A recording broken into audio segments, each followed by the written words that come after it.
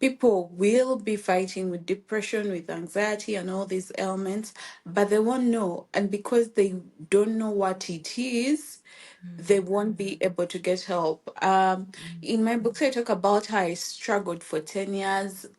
Over those 10 years, I had like uh, 5 attempts and nobody knew. But like, I didn't know for the life of me why my brain was hell bent on me analyzing myself until I reached the room where I'm being diagnosed, and there's a tool they give you to fill in. So I filled in the tool, and for the first time, I wasn't very excited about excelling at something because I had like four mental illnesses. And my therapist looked at me and said, "Oh, dear girl, we admit people for just one, but you have four, and they're at the extreme side." And so I started to cry. I wasn't crying because I'd been told this bad news. I was crying because there was finally an explanation to what was going on in my head, and it wasn't just in my head.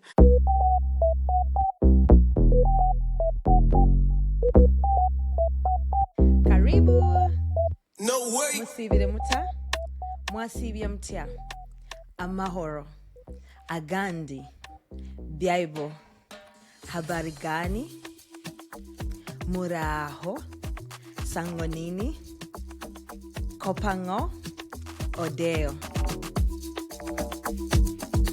For those of you who are wondering what that was, these are some of the various local greetings found in East Africa's diverse languages. Welcome to She Center, the female podcast, where I dive into the issues and experiences that affect women everywhere. I am your host, Resti Kansime, and I am passionate about creating a safe space for women to share their stories and triumphs. I want to thank you for tuning into my podcast, and I would love for you to join our community and stay connected with us beyond this episode. You can find us on Instagram at _She Center _podcast, and follow us on Facebook at the She Center Podcast. Don't forget to subscribe to this podcast and hit that follow and like button on our social media to be part of the conversation.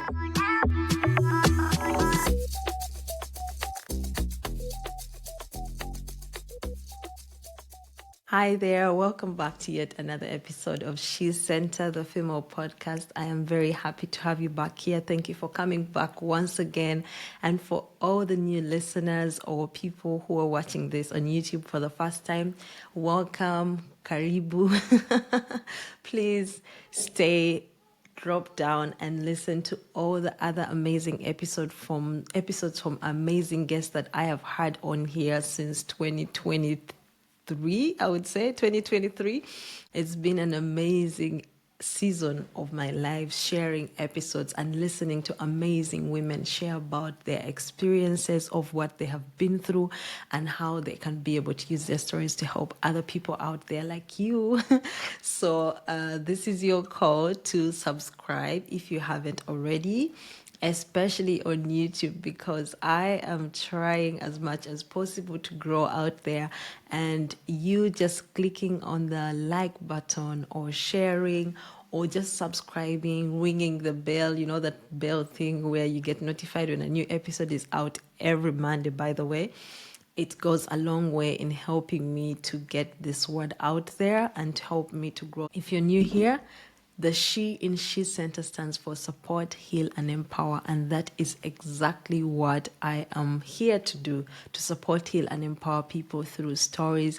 And I am bringing for you the best of them all. So thank you once again for being here. And I would love for you to stay forever. My guest today is someone who I just came across on social media. The algorithm connected us. I found her on Instagram when I was looking through, and the Holy Spirit led me to her. I even told her that I felt like it was a divine it was divine for me to get to know her. I reached out to her and she was very excited to come on board and share her story. She is Rita Auma. She is a mental health advocate, I must say. Rita has been recognized and she's an award-winning mental health advocate. So I know that whatever she's going to tell you, you are going to listen, because Rita is not only doing this out of, statistics, numbers, and trying to make a change because, you've seen problems out there. She is making the change because of what she went through. She's making the change because she has experienced mental health problems, and she is here to help other people who are going through it. So please listen until the end, because she is going to share about the run that is coming up next month, which is going to bring support mental health, to support her organization and bring about change and be able to impact every person in you. Rita is going to share and tell us about how she started the organization Heart to Heart Spaces, how she has been able to use her story to impact other people's lives out there. She is an author, she is a lawyer by profession, but she has chosen to dedicate her life to helping people to deal with their mental health and to find out how exactly they can find the help that they need. So if you're out there struggling and you need support, you definitely need to check out Heart to Heart Spaces. I'm going to link it in the description below so that you can be able to find them easily and get the help that you need if you are living in East Africa, that is. If you're living in Uganda, not East Africa, I think they're best in Uganda, and that's where they are doing their work. So I know that I don't even want to say so much about it, but this is such an amazing and insightful conversation. And I know that you're going to be a different person when you come out of this. So enjoy the episode, and I can't wait for you guys to come back next time or to comment and tell me how it is that this has impacted you. And once again, please subscribe, like, share. It will really go a long way in helping me spread this episode. And for the new listeners, welcome back once again. I'm happy to have you here.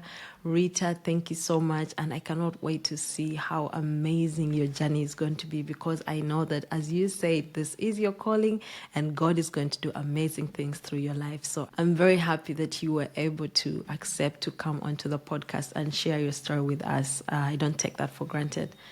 Okay, guys, enjoy the episode. Love you. Bye for now. Mwah. Hi, Rita. How are you doing? Hi, I'm okay. How are you? I'm good. I'm good. Thank you so much for making the time. I know you're very, very, very busy. You're I don't take this welcome. for granted. You're welcome. Yes. So glad to be So here. I'm glad to have you as well. I know I didn't introduce She Center to you like in detail, so I like to start out by doing that. Mm-hmm. When I was when I found your video, I clicked immediately into your YouTube link, and because I'm always intrigued to find out, like, you get to know more of a person. So I didn't even watch like the first episodes. I went all the way down because I always feel like that's the best place to get to know someone, especially for me, because I would say I'm in the initial, not like the beginning stage of creating a platform.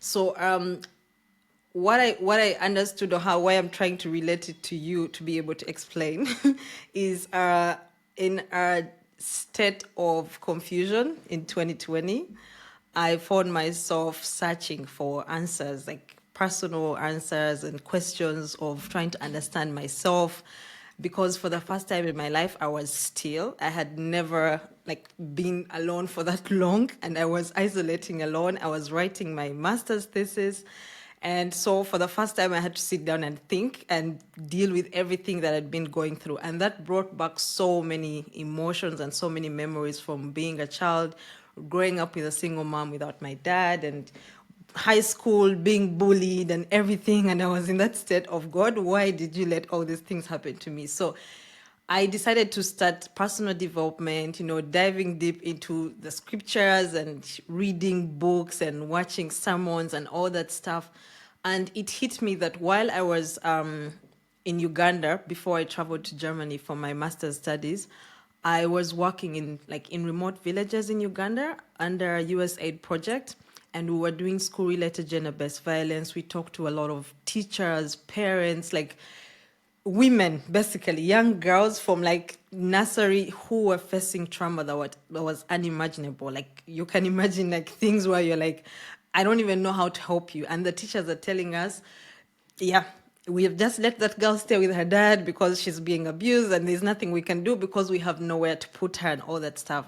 So while I was in the field, before I even traveled here, I had that, like, there was something in me that was like, I feel like there needs to be something to be done, but I didn't know what. So when I went through this thing that I went through in 2020, I just felt this calling to create a solution to things that hurt me and that are hurting other women out there, because I felt like if I am going through this and I have the opportunities that I do have, I can imagine some people who, don't have the same opportunities, and yet every day is a normal life. We're moving around, hurting people, hurting other people. So I started just getting a piece of book. Like I had actually a tiny book. I started writing. I didn't know what it was. I just wrote down this vision. I called it Women Center or something, Women Center. And while I was writing like ideas, like I just realized that the vision is not something just about for women who have been abused. I felt like it encompassed a lot of things about women. I just didn't understand quite well how to put it together. So fast forward, I kept writing every idea that would come into my mind. I would write it down, and fast forward, I find myself at this company where we were helping English speakers who come into Germany, and it was an online platform. And while I was working on this platform, I was like, oh, I hate this job. I studied political science. I should be out there working for the UN and all these things. But one day, I sat down, I was like, wait a minute. Everything that I have, I didn't know how to do it, because every person that I would reach out to and say, hey, I have this thing I want to do, but then I also want to do this, people would be like, man, that's too much stuff you want to do. And then I realized I don't have to do everything. I can just Mm-hmm. create that platform and then collaborate or invite people who can do everything and be able to have like one-stop center for things that women need. So that led me to of course, start the vision, and it was too big for my understanding. I reached out one time to a friend who works for the UN, and she was like, Resty, I work for the UN and we're not even doing this thing. Like, who are you to think that you can do this? I'm like, you know what? Maybe you guys need to think about the fact that women need a platform, not just like we don't need different things helping us in different places. We just need one place, one stop center for all these resources that we need and everything that we need. So I created the platform. I kind of like had an idea because of where I was working, how to kind of put it, but it took a lot of work. It took a lot of procrastination. I tried to give the vision away to other people. I realized they don't understand it the way God gave it to me. And I always say God, because I look back and I'm like, there's no way me, I could come up with such an idea. Clearly, God gave me everything along the way. And I tapped into my pain. I tapped into the pain of my mom. So I was like, you know what? Let me start a podcast, because as I build this vision, I don't have the money, I don't have some of the experience that I need to do the work, but I can start by telling women stories. So in 2023, I just started a podcast. I had no clue what I was doing. I just told people, please, I'm going to put a podcast out there. I did not know which guests I was going to bring. I started by giving my own story. I asked my mom, then somehow I had a whole season one where I was asking people, what happened to you? The fact that you are an enthusiast for mental health, I'm sure you've read the book What Happened to You by Oprah Winfrey and Bruce Perry. Yeah, I Yes, so have. I asked people what happened to you, because I felt that that will help me understand in depth how the past experiences of people affect how they see the world. And I felt like this question would also help me to know what have people gone through and how can I help them? Like, what do they expect from that help?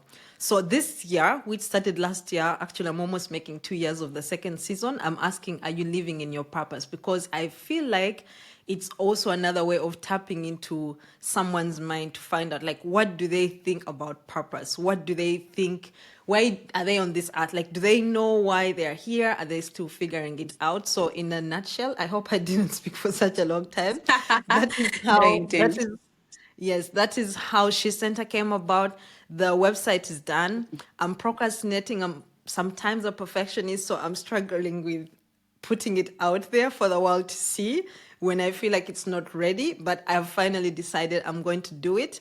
And I feel like these episodes from different people have been an answer to what was missing, because I did get to meet more people who are specialists, I would say, or who know about fields that I don't know much about, and they have informed my decisions in what I should put into the platform. So, yes, that's why you're here.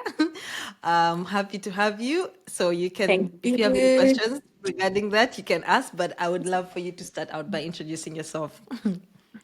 Okay, Yeah. so my name is Auma Rita. I am a mental health advocate. I'm learning how to introduce myself well, like with your full chest. So I'll say I'm an award-winning mental health advocate by the Ministry Yes. of Health. I am an author of two books that tell my journey from childhood to me fighting with mental illness, getting the diagnosis, and yeah, living my life well and stumbling. I run an organization called Heart to Heart Spaces. We do a lot of mental health advocacy, education, outreaches. We also do subsidized therapy for those people that need help. And yeah, I am currently part of two mental health research studies with Makerere University and Butabika Hospital. I'm also a lawyer by profession, which is very, very I noticed you important. always say that last. Yes, like I feel like all these things are more exciting, and then there's that part of my life that still exists, but I Yeah, also worked so hard for it, so I yeah. shouldn't neglect it. I should always find a way to talk about it too. Yeah. Yes, yes, I love that. There's so much to unpack from you, because I feel like, first of all, the fact that you introduced it last, I have a question to ask. Like, do you ever feel like, first of all, when you started Hearts to Hearts, were you already studying law, or was it way after you finished graduating? So I had finished graduating. I started heart to heart spaces after I was diagnosed. And it started as a small project, but then it later, like the more I did it, the more I realized this is my why, this is why I'm here.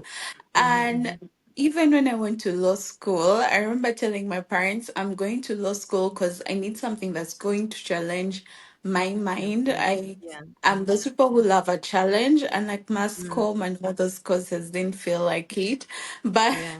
I will never practice the law. Like I knew it from the beginning. So Yeah. when my purpose and why came, I knew that this is where God wanted me to be, and Yes. this was my mountain of influence. Wow, that's really good. I feel like you're already answering my question, but I'm gonna ask it anyways, because I feel like maybe you might tell us a little bit more. Okay, so Okay. do you feel that you're living in your purpose right now? Which is yes, of course. And how has your journey shaped this sense of purpose for you? Yes, I feel like I'm living in my purpose right now, and my journey has shaped it in such a way where my life has been so hard and complicated and full of pain and full of giving up and struggle. But there is one thing that has been consistent throughout. It was God holding me. I remember there was a phase I was going through, and I was talking to my pastor about it. And although I was ranting and saying all these things, he just looked at me and told me, I've never seen someone who God is so intentional about. And like it hit home. So even when I'm going through the darkest of phases, because I fight with a number of mental illnesses, I know that He is there.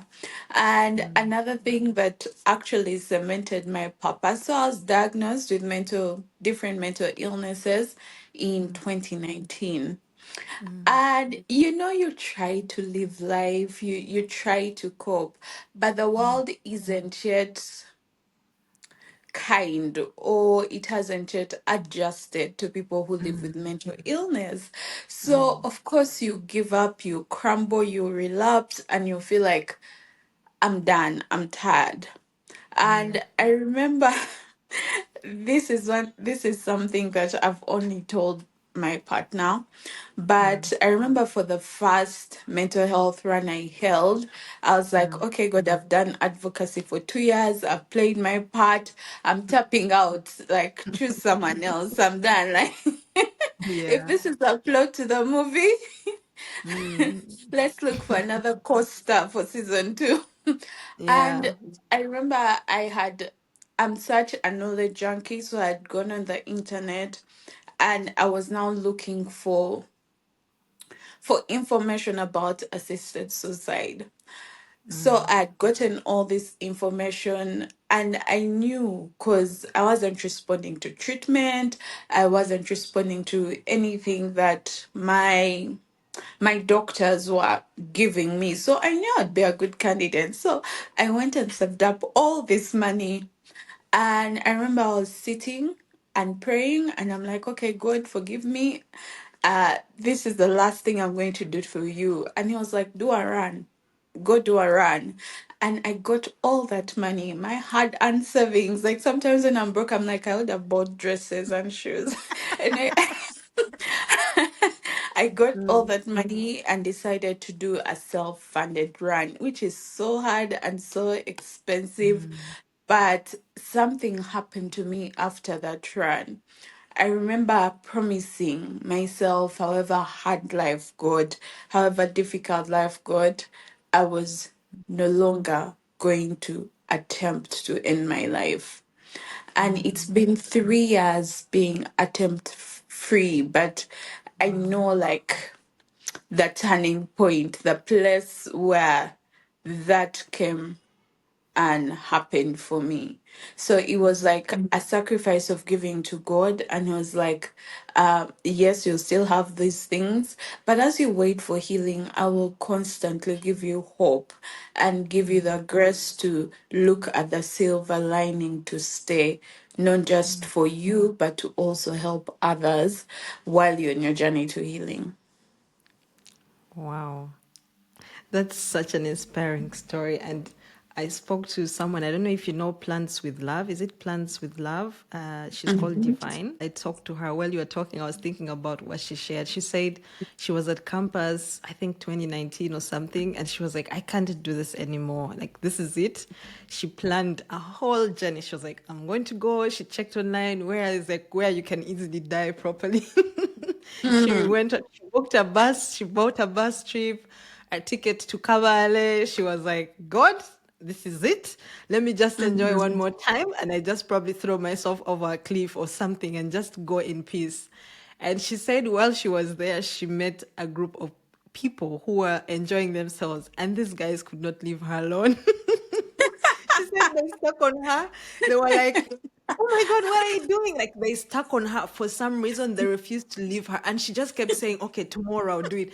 They refused to leave her. And while she was doing that, when she was like, yeah, it's more like, yeah, well, okay, yeah, I'm going to Kampala. We too, we can take you. Let She me was tell you, like, like, okay, clearly. She said she had been trying to kill herself several times and it just wasn't working out. And somehow that was it. Like there she was at campus and she realized clearly I have failed to die. Like I have failed to die on my at my own Mhm. hands. And she said after that she just felt this need to stay and try and give life a chance. And now she's impacting so many people through something as simple as caring for plants, teaching people how to care for plants. And, that's God's nature. So likewise, in your experience, I'm saying like God is like, no, you're not gonna do it. Thank you so much for your money. Yeah, I Let's was like, get that and put thank you it so here. much for your sacrifice. I know where to put it. You're clearly not choosing it well. True. I think he was watching you save the money and you were like, God, you're even providing. Clearly, you're on board. I was like, those are my new therapy sessions. Thank you, my child. Yes. I know, right? It's like, God, you're Uh, providing. Like, why would I even get this money if you didn't want me to come join you like I immediately? And God is like, know. it's okay. I know where you're going. I love that. And I think for me, as a person who never got the opportunity to get mental health support or really understand it, from when I was young. It's recently that I'm trying to, do self discovery. I tried therapy and it was expensive. And I'm guessing you're going to explain why you decided to do that. So, first of all, we are not really taught about therapy. I really envy the young Yeah. people right now who are growing up. Like, Olimulalu, Olimulalu, like that's all we hear. Like, this person is Mm. crazy, let us keep it a secret in the family. I had an auntie who had meningitis. She died, and I don't think even in our family people want to talk about how that it was a mental health problem. Because I recently brought it up with my Mm. mom, and she was like, "No, she had this." I'm like, "Mommy, that woman needed to go to like a mental health institution, and we kept her home until she died. She used to Yeah. get up naked and walk on the street. Like that was not someone who needed to be treated by people who have no clue what was going on in her life. But we just, Exactly. kept it at home and we didn't let anyone know about it. And then when she died, people just mentioned some coco meningitis stuff that no one in the village was understanding. And when I grew up, I started to read about this thing. I'm like, oh my God, this, like, my auntie really suffered and she was in her early 20s, like she was in her 20s when she passed on.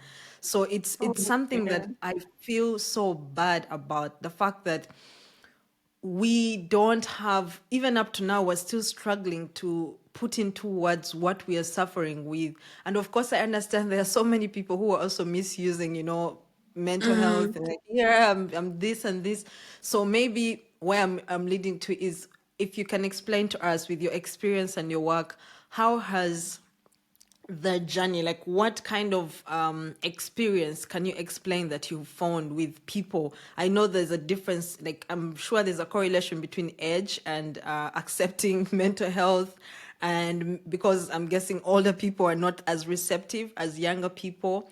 But at the same time, I really want to know, like from your experience, what are some of those things that you feel like need to change? Like, why is, let's say, Uganda not a trauma informed society? And what do you think can be done about it? I think a lot of things have to change, but one thing that I'm really, really passionate about right now is the language around mental health and mental illness. The language around mental health is derogatory, it's very stigmatizing. And if it's not that, it's just like a joke. An example is people will be fighting with depression, with anxiety, and all these ailments, but they won't know. And because they don't know what it is, they won't be able to get help. In my books, I talk about how I struggled for 10 years. Over those 10 years, I had like uh 5 attempts and nobody knew. But like I didn't know for the life of me why my brain was hell bent on me analyzing myself until I reached the room where I'm being diagnosed, and there's a tool they give you to fill in. So I filled in the tool, and for the first time, I wasn't very excited about excelling at something because I had like 4 mental illnesses. And my therapist looked at me and said, "Oh, dear girl, we admit people for just one, but you have four and they're at the extreme side." And so I started to cry. I wasn't crying because I'd been told this bad news. I was crying because there was finally an explanation to what was going Yes, on in my yes. head, and it Mm, wasn't just in my head. Um, mm, and then I went through the stigmatizing phase, like, oh, they're just mad people, or they're just weak. Like, people who fight with mental illness are some of the strongest people. Like, to wake up and true. fight your mind is Mm, very, very hard. And because it's the mm, mind, it will also affect how your body feels, and it will basically affect everything else. mm, And mm, the negative connotation to it, when somebody loses their life to suicide, they're not buried. They mm, they don't have burial services. Sorry, mm. in some cultures they cane the body, I and heard about it's like, that. yeah, it's like every other part of our body is allowed to fall sick apart from our brain. And when Mm, someone loses the fight to that, there is a negative connotation to it, as yes. opposed to if someone had cancer and they lost their life, they are a Mm, hero. If it's mm, diabetes, or they fought the good fight.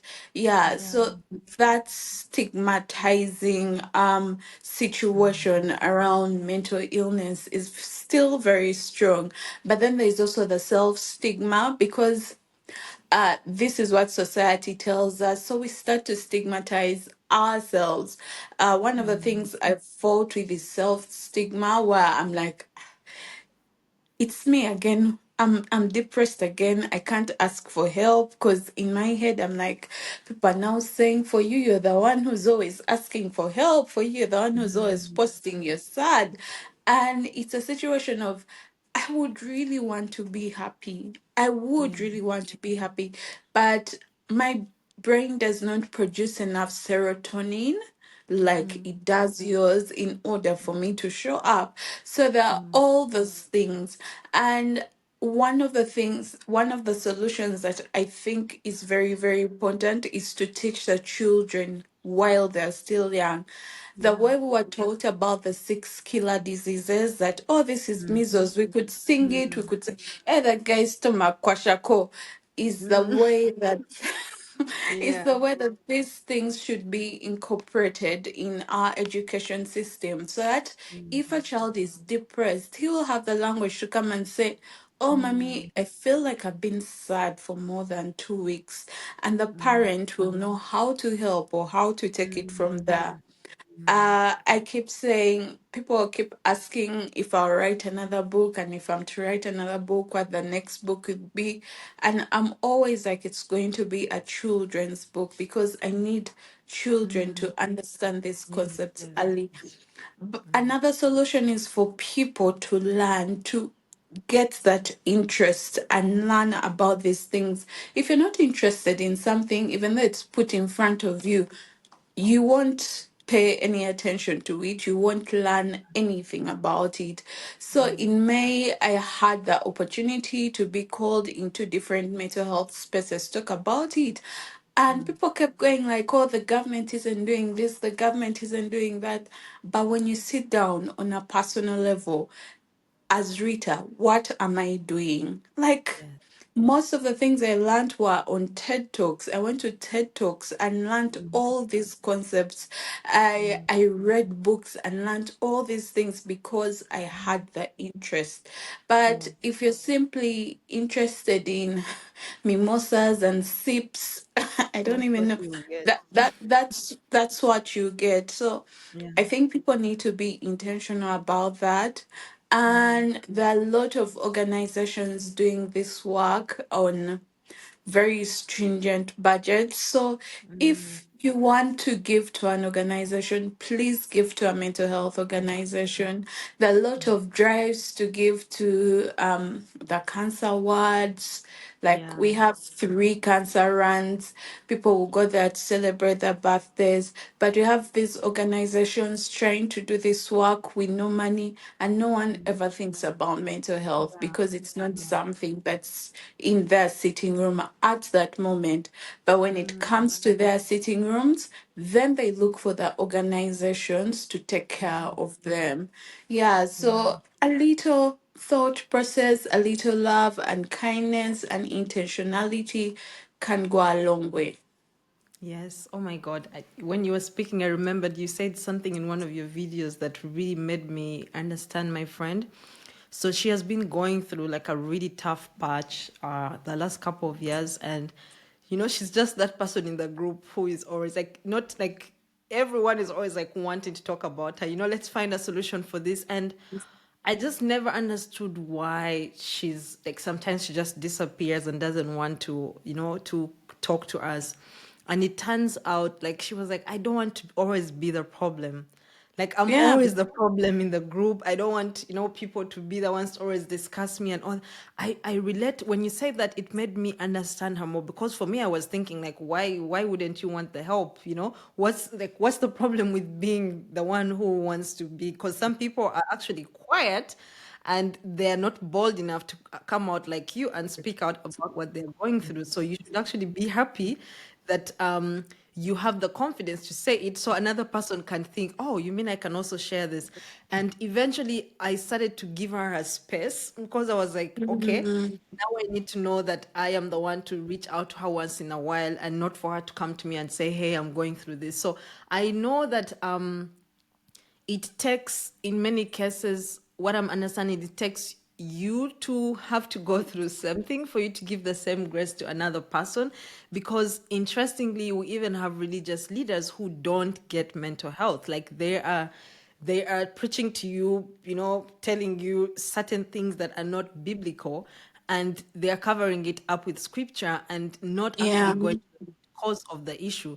I had to push myself to like I got this I don't know if you know some lady called Dr. Anita Phillips. She's a I mentor. love her. Me I too. love her. I learned almost Love everything her. about mental health. So I follow her so much, and I remember one time she said, like when I was listening to her podcast, she said something about how like in many cases you have to understand yourself and what your purpose is in life. And she got me, like she really got me to read the books from people who are doing like Nelson Mandela, Martin Luther King, and what's his name, the guy from India, Gandhi. And she was Gandhi. like, it's good for you to read autobiographies because autobiographies help you understand what you've been through and where you're supposed to go. And in many cases, how I want to relate this is to for people out there to understand that our struggles are the key to a solution. But in many cases, we might not feel like we have it in us to do the work. But like you said, if you feel like there is, it's like when you have a cancer patient, you're like, oh my God, we've seen through this. And then there's a run and pa looking at you every year going for runs. You're like, what's the whole point? You would be Yeah, so offended because you're like, do you know what it means to get sick of cancer, how expensive it is? yeah, I feel like it's the same way if we get to understand that these people are not just people who are struggling with something that, oh, let's just, pray for them and stuff. Like this is someone who might actually end up doing so much more stuff, especially in your office, if you offer them the help that they need, in your home, if they're a mom or they're a child. Like imagine if your parents didn't support you along the journey, you could have just, ended up at God knows where. But it yeah, takes, I think, someone to rise above it, to come on top and explain to us. And so all of us under here who are still not getting it to be able to understand, you know what? I get what it is that she's talking about and I want to be a part of this. I don't have the guts to go and stand on social media and say something, but I can send some money to contribute to what it is that she is doing. So I love that you said that. So let me see. Gosh, you've answered all my questions. I wanted to ask, how was setting up Heart to Hearts? How was setting up Heart to Hearts? Because how did you come up with it, like with the idea of Heart to Hearts? How has the journey been so far? What impact have you seen? Like, what are some of those things, or what if you can share a story of that person who you felt like, yeah, this is it. This is where I started this. Is there any of those in your experience?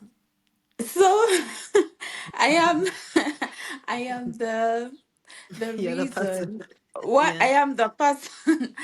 So after So remember my diagnosis, my therapist tells me that, and I talked to my cousin before I went to Butabika, and she told me whatever happens, plead not to be taken in as an inpatient. And I pleaded, then I tried to do life with this new information, and like I couldn't. So I had another attempt. When I had that attempt, they now had to take me in as an inpatient.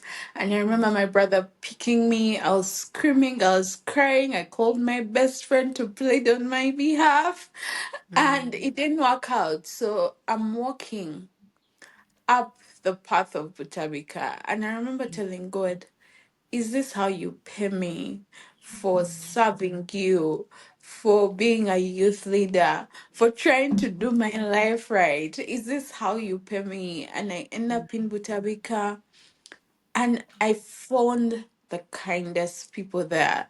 So in the evenings, we'd just sit, share our stories, and would give each other advice.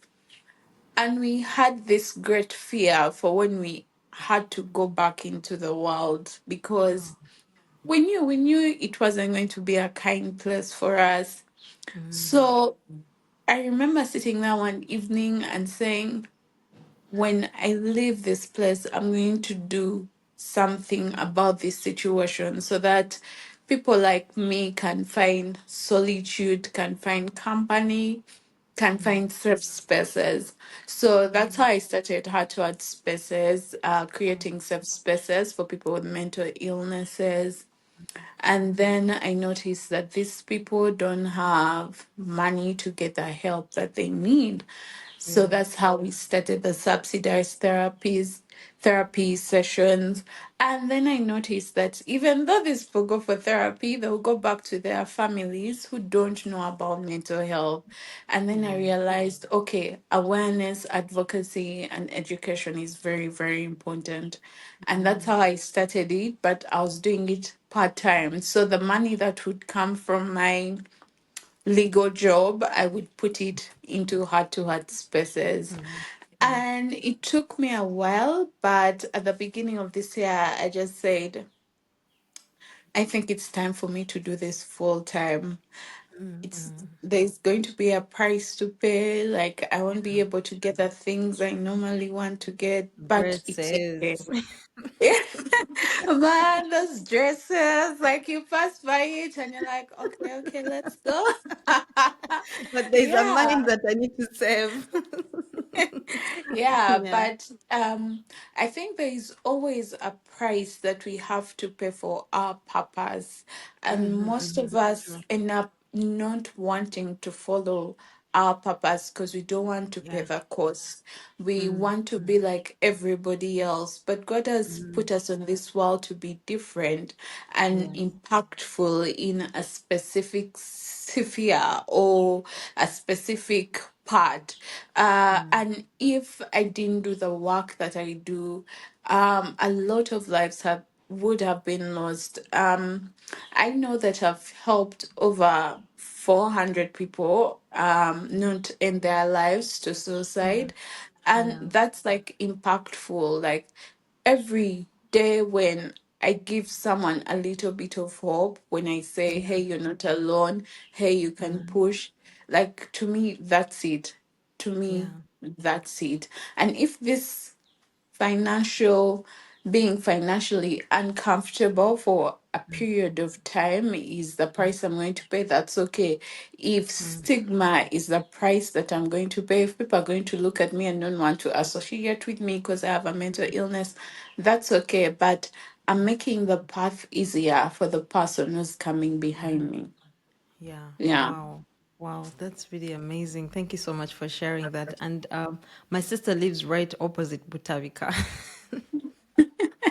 And now that I'm thinking about it, there's this supermarket right across. And Mm-hmm. every time we park there, like the people are always waving at us, like they want to buy something, they want us help them buy something. That's all I was thinking about when you were talking. And in Yeah. many cases, like people just be like, because some of them I think actually as escape, because they just feel like, it always reminds me like how we used to be in boarding school, and you're like, I just Mm. want to taste something from the supermarket and not to eat the usual food here.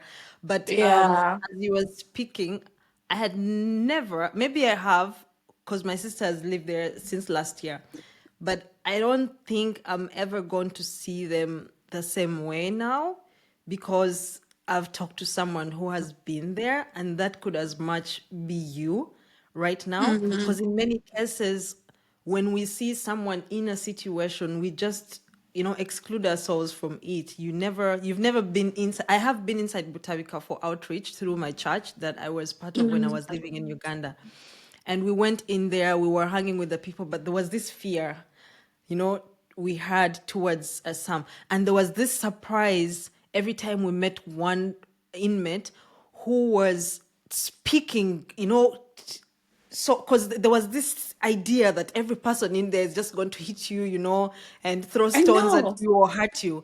But when we were there, I remember there was this guy we were talking to, and the guy was, I was like, I thought So I you're was supposed to.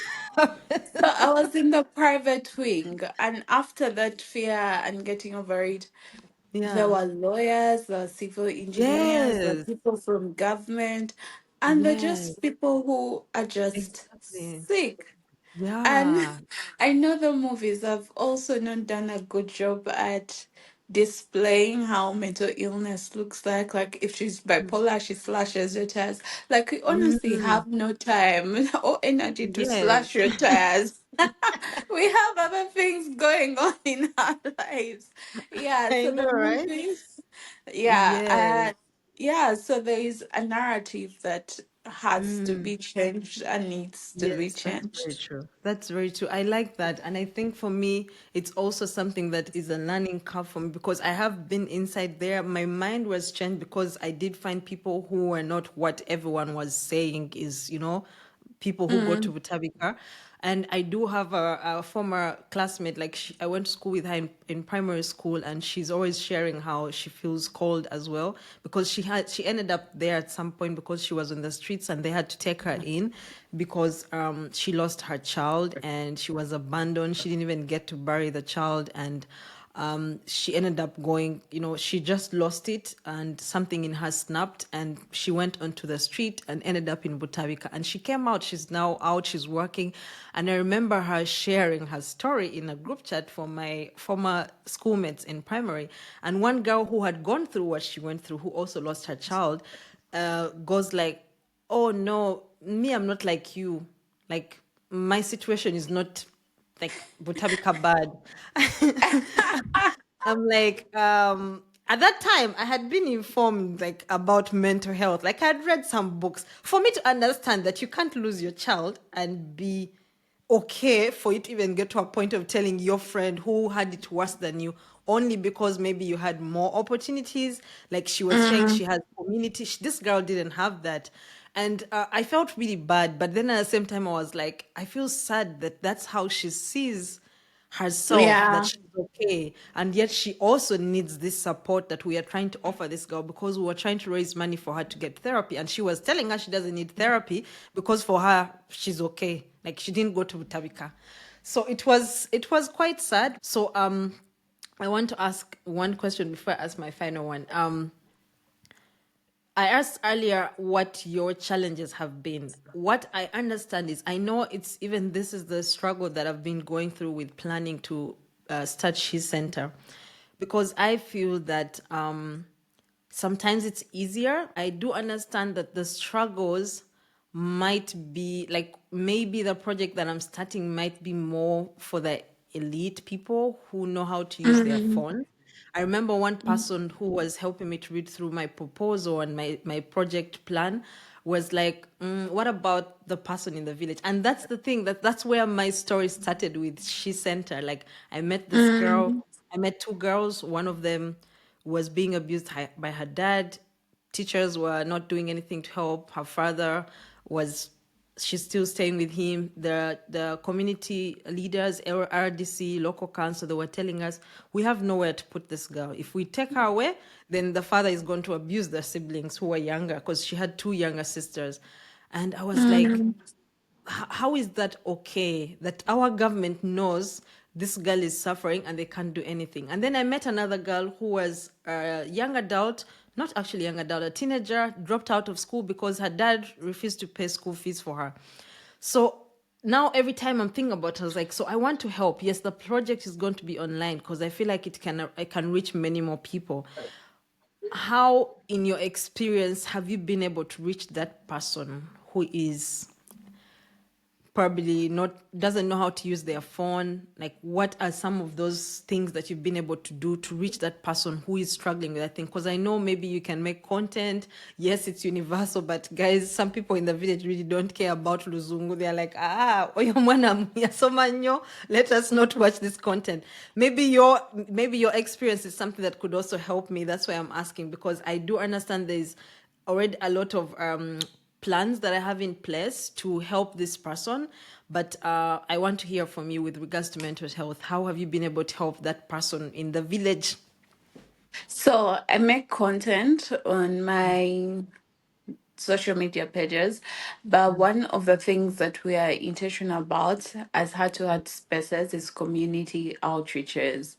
We every month we go out to a school, to a community, and we teach them about mental health awareness, and we leave contacts of psychiatrists, therapists, and we tell them if you want us to come back, we can always come back and re-educate.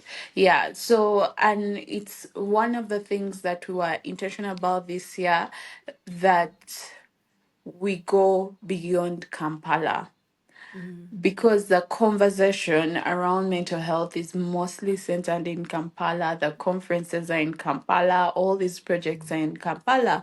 But then what happens to the kids that are in Bale, that are in Barara, that are in Busia? So that's one of the things that the funds are going to help us do. But last month we were able to do a 3-day outreach in Mbale, which was really, really good. We also go to the to those places people would not ordinarily want to go to, like to the communities down in the suburban areas that are not so developed, and we are teaching them. We are also working on putting out literature in the local languages so that people can understand these things. One of the things that the AIDS stroke HIV movement did. Like, you'd see those posters everywhere. You'd be walking, The you'd find it on compounds. a pole, yeah, in Yeah. a compound, yeah. So we are planning to develop literature in the different Yeah. local languages so that people can understand these things at the grassroots area. If you want change and impact to be seen, you have to start from the grassroots levels, because Yeah. those are the people, the family units are where the actual change starts from. And then after, if the family knows, can tell the next family, and you've Yeah. literally set a fire that Yeah. will catch on. Yeah, Yeah. so those are some of the things that I do. I'm so passionate about. Yeah, advocacy and outreaches, physically going to these places. Yeah, I love that. I love that so much. I did read about it. There's this organization that does group therapy for women, and they usually get like under-deserving communities, and they put women together and bring like a psychologist. That's one of the ideas I'd actually thought about for like my village where I come from, because I have these people who usually call me some money, some this. I'm like, I think it's not money. Like, your problem is not money. Let us first fix the problem that you're going through. Might be financial literacy. Might Yeah. be. So I Yeah. remember I was talking to my uncle and I was telling him, I was like, you know what? It's even like this lady, I was explaining to her and I was telling her, oh my God, what you're going through is so much. Like, you're one of the strongest. Actually, I really want to have her on my podcast when I get the time. I want to record her. I feel like she's one of the strongest people I know. Like you shared earlier, people going through mental health are the strongest people out there, because to go through what she's going through and go out there and raise children who are alive, and she has a disabled kid. After everything she has gone through, she has managed. Right now her arm got burnt, she's managing to dig for work but also come home and take care of her child. I don't think many people even would be able to do it in Kampala. But I was thinking about this as well, as you said, like the family, it starts from home, because she might think she's the only one going through it, and she might just see the mass neighbor and be like, those people, until you let her know that your child, you guys have something that you need to share about in the family, find the healing. Mm-hmm. Then it will be a ripple effect. She will find the next person and be like, they taught us that people who are going through this are having Mm. this kind of experience, and the next thing you know, the whole community is going to be informed about this. So I'm looking forward to see how your project is going to do in the villages. I know very well that it's going to work out well, because you're dedicated. So many people start these organizations out of research but not out of experience, and that's what I guess Mm-hmm. sets you apart, that you're not doing it because you have literature. I mean, you just don't have books, you don't have what do they call it, quantified like numbers. You have an Yeah. experience, and that's yours.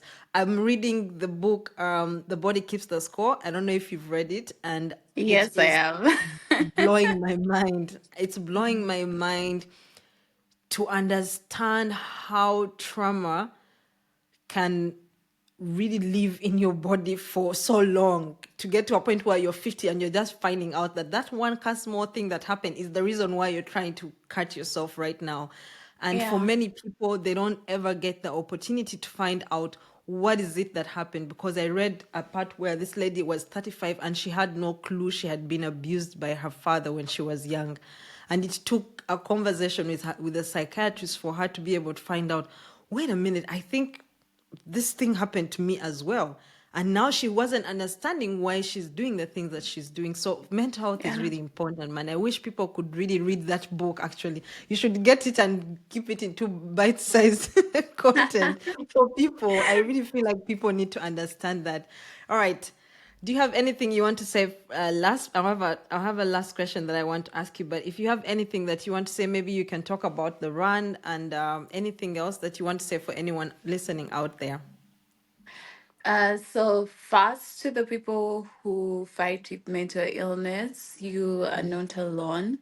You are doing an amazing job at just existing and breathing and staying. And yes, it will be hard. Some days will be horrible. And when you're going through that, give yourself time to go through it, feel through your emotions, give time, but slowly always come back to yourself, always come back to yourself, always reach out for help, the people who are willing to help you. Yeah, and I'm sending you all the love and light I possibly can give you. And then we have a mental health run on the 7th of September. We'll be setting off from Revive Wellness. A kit is only 30,000 shillings, and this will enable us keep doing the work that we do, reaching out to people to create safe spaces for those on their journey to healing, subsidized therapy for those who reach out and they cannot afford a therapist, and the outreaches and all this work that we want to do surrounding mental health education and advocacy. Yeah. Yes. All right. Thank you so much for sharing that. Okay, so You're welcome. my last Okay. question is, what role do you think a platform like She's Center can play in supporting women through this process of discovering and evolving in their purpose? I think having the much needed conversations. I believe there is power in people sharing their stories and you creating a platform for different people to share their stories is very, very impactful. But also partnering with organizations that do the different work. Like Heart to Heart Spaces would like to come on board when you start your project in the village to come with you and teach people about Yes. mental health education and all that. Yeah, but starting from where you are is a perfect place Yeah. because I believe God continuously shows you the path that you're supposed to take. There's this verse that one of my leadership teachers loves a lot. She's like, when I stand at the crossroads, I ask God where the good and perfect ways are. Yeah, so even when you're at the crossroads, God is going to be able to show you the good and perfect way for the organization. And I believe you're going to do great and impact so many young girls and women. Yes, thank you so much. I really appreciate that. And indeed, I think for every person that, like I said, I started out, I had no clue what I was doing. I was like, who am I to even come and start telling people mental health? What do you know, Rusty? You know, sometimes you're like, that topic, I can't go and start lying to people, but I did feel the calling in my heart. And I was like, God, just lead me, help me find the right people who know this stuff, people who like, I don't have to just be like, guys, she center, we're here, like, okay, what have you gone through for you to tell us about going to Mutavika? And I'm like, I was there for charity. Yes, that's my experience. So I was like, no, I'm not gonna do that. So I have been praying to God. I did recently. That's one thing I have to think about because I think I should say this on the recording. I recorded someone recently who I also collaborated with when I came to Uganda for Easter, and she was also abused as a child. She has started this organization for young, she's advocating for girls, young girls who are being abused, and she does want to start a safe space. Like you, I went onto LinkedIn.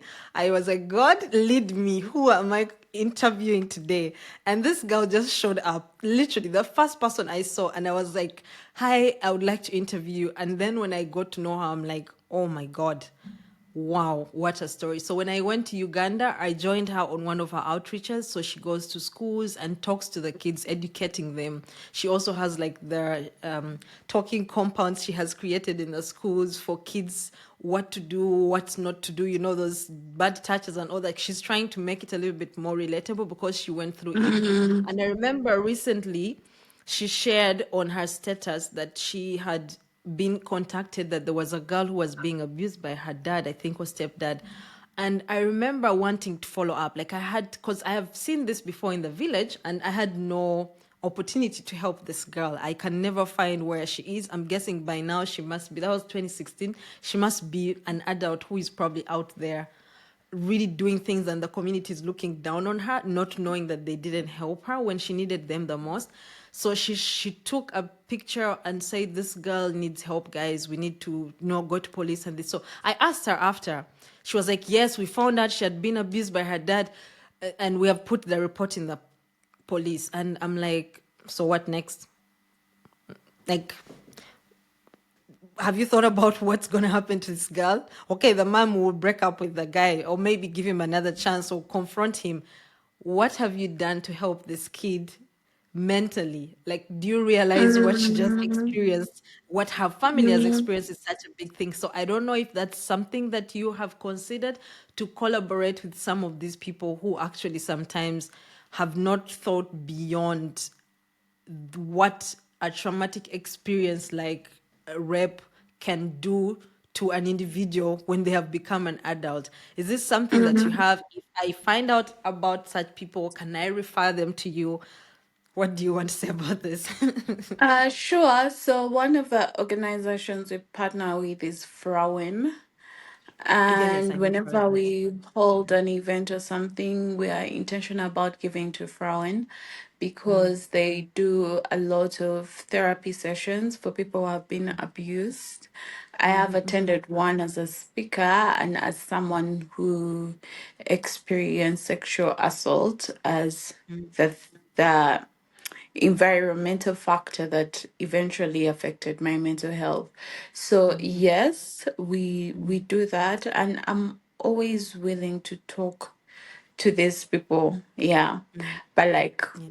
I also pace myself because Yes, yes, I know. whenever you share your story and you fight with I have complex post-traumatic stress disorder.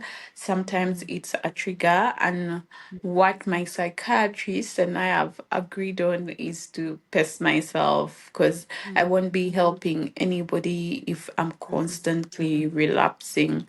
Yeah. Yes, yes, yes, yeah. Hence the need to partner with people who are intentional We're about already doing doing this. that work. Yeah. Yes, okay, that's good. I like to hear that. I do know Frauen. It's interesting. Frauen means women in German. I read about their how they came up with the name. I did try to read about what they're doing because I have found many people who have shared that they're going through abuse, and I always was surprised that they never knew what to do, how to report the case. And so it was very interesting for me to find out that this organization is there and people didn't know about it. So thank you so Yeah. much for that. And I would definitely let my this girl know, she's called Gloria, so that she can check out your page. Maybe in the future, if she has met people who are going through this, she can be able to get the information. I actually told her about Frauen as well because she didn't know about it, and yet they are doing the same work.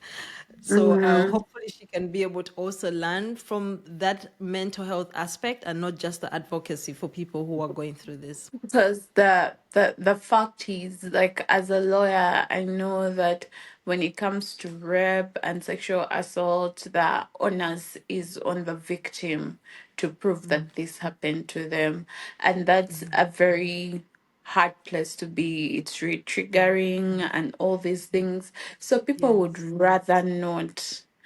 talk And about. I think the first thing that should be done for victims is for them to get mental health help. Yes. That should be the first route to be taken. Yeah. Also, because like society looks down at the victims after what did she do? How did she lead on her father?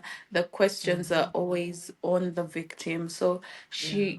victims need to first have a safe space, a grounding space, and have to be in the right state of mind before they pursue justice. Yes. I think that's a right way to go about it.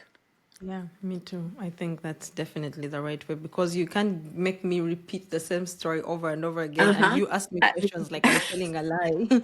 Like, are you sure he touched you? Were you Where there? did Do you he want to tell touch the you? story? How many times did he touch you? What Maybe were it you was just a wearing? touch Hey, and you are Bana. overthinking it. Yes, Yeah, yes, it's yes. very, Oh my God. very triggering. Yeah, that's so traumatizing even to think about. Yeah. Anyways, thank you so much, Rita. This has been a very insightful conversation. And shortly after downloading the recording, I would like to ask something. That's right. Oh, I just want to pray that God may continue to bless you, bless the work that you're doing. May He give you, And that zeal, like Paul, to know that everywhere you're going, you're carrying this cross. Yes, we can see it's heavy, but you got this. Prisons or not, wherever you go, just always remember the way the final destination is you are bringing healing to people. We are out here reading Paul's stories and getting healed. So we are going to read your books. We are going to read everything that you're telling us. We might not be able to walk your journey. We might not be able to understand it 100%, but through your work, we will be able to understand what it is that you're doing and how impactful it is in the community. And one day we will sit there and be like, "Shh, remember that time when we didn't know about mental health and then Rita came and helped us?" yeah. So yes, Definitely. That's what I wish for everyone in Kampala, in Uganda, to be able to say, like, let us go back. Like, you know how we used to back in the day look at people with HIV and be like, oh my God, like, Mm, don't eat their food or mm, something. But right now, you don't care. I really wish for mental health to get to that level where we can recognize someone is hurting. Let us not see them as the other, but let us see them as part of us who went through something along the way, because we are all hurting one way or another. We just have to mm. acknowledge it. Yeah. All right. Yeah. Thank you. Please help me spread the word by sharing our episodes with your friends, family, and followers. Let's amplify the voices of women, break barriers, challenge stereotypes, and create a network of support and empowerment. Together, we can bring about positive change and make this world a better place for all. This is She Center, the female podcast, where women's stories matter. I love you all. God bless.